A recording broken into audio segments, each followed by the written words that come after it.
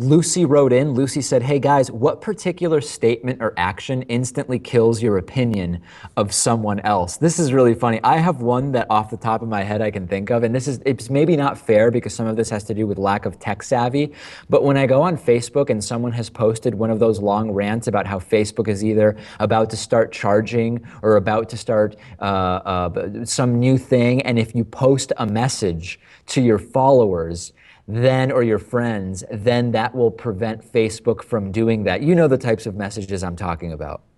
I have seen these before, and they're nuts. I don't know how else to describe it.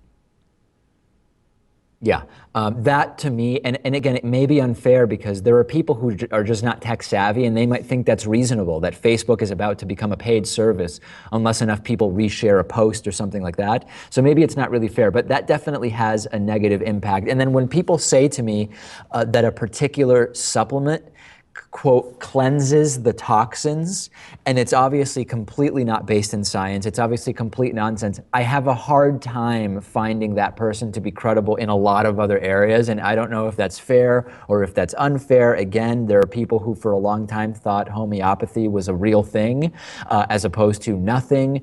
Maybe it's not fair to immediately have my, my impression of someone so quickly destroyed, but I have trouble with that one as well. Let's get right to the obvious one, Dave. When someone just starts dropping crazy right-wing talking points, that one is, it doesn't even have to be, they don't even have to be that outspoken or that, you know, it depends what they're saying. It can be the most subtle thing, and you pick up on it. And I've seen your reaction when people have said things like along those lines. And I know that for you and me, that can immediately just change your opinion of someone. Yeah, if someone says to me in a completely unsarcastic manner that they support Trump because he's going to make America great again, I'm going to have a hard time taking you seriously after that point. And then another one that comes to mind is when people very seriously have been, are pitching me on some multi-level marketing scheme that they've been sucked into, and they truly believe they'll be making $250,000 a year inside of 6 months. I really question the judgment of people who fall into that. And there's one more I know you're going to agree with me on, and that is, let's say you're at a restaurant or a bar or something like that, and someone is just really rude or abrasive to the server for seemingly no reason. That is something, for me, I just think to myself, well, what the hell are you doing?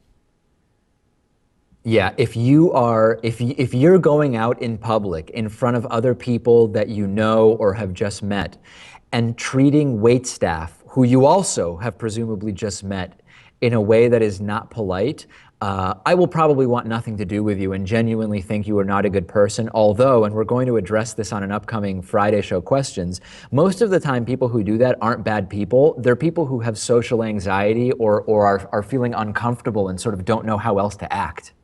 That is true. So it's not always what it seems, but sometimes it is, and you'll see patterns if you're with those types of people more often. On today's bonus show, U.S.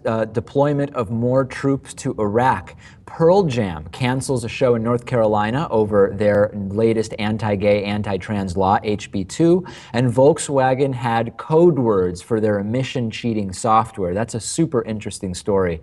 All of those stories and more on today's bonus show. DavidPakman.com/membership.